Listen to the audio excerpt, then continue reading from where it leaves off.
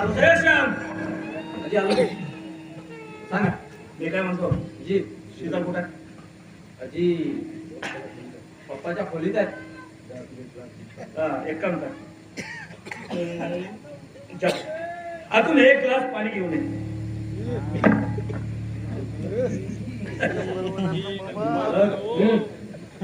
वय काय दिसत नाही तुला काय आहे म्हणून? हो आमच्या शीतलताईला हे चालत नाही. काय रे, तुझ्या शीतल ताईला चालत नाही म्हणून मी दारू घ्यायची नाही असं कुठं नियम लिहिलाय का? जा डोकं खराब करू नकोस, पटकन एक ग्लास पाणी घेऊन ये.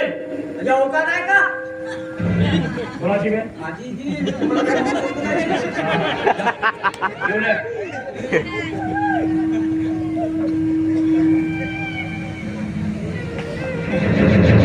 म्हणतात ना घर फिरले की घरचे फासे सुद्धा फिरतात.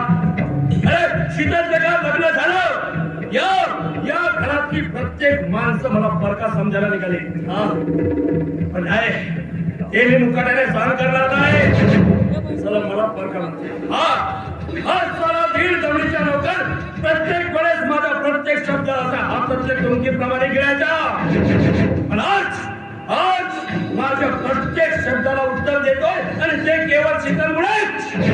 होय, शीतल याला कारणीभूत तूच आहेस.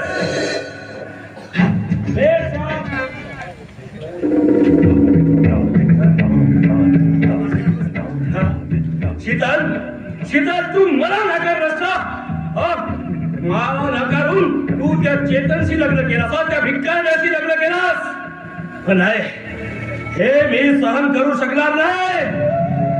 तुला आधीच सांगितलं होतं, जर का तू माझी झाली नाहीस तर मी तुला कोणाची होऊ देणार नाही.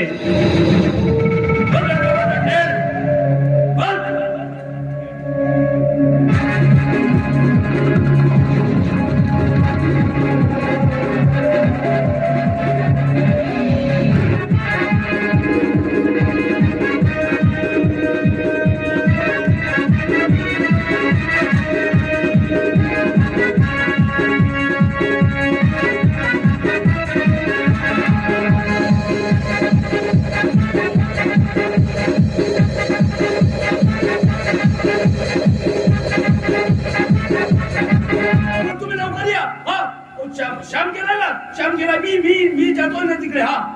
लवकर या बाबा, लवकर या.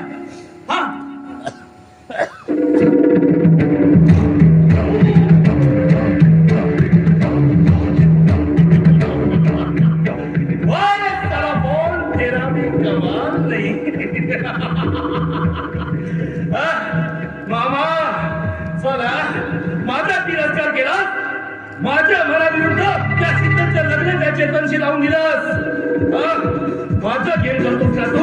आता बघ या विवेकानंदाची चाल, अशी चाल चालतोय बाबा की एक दिवस तू सत्यावर येऊन भेट मागते.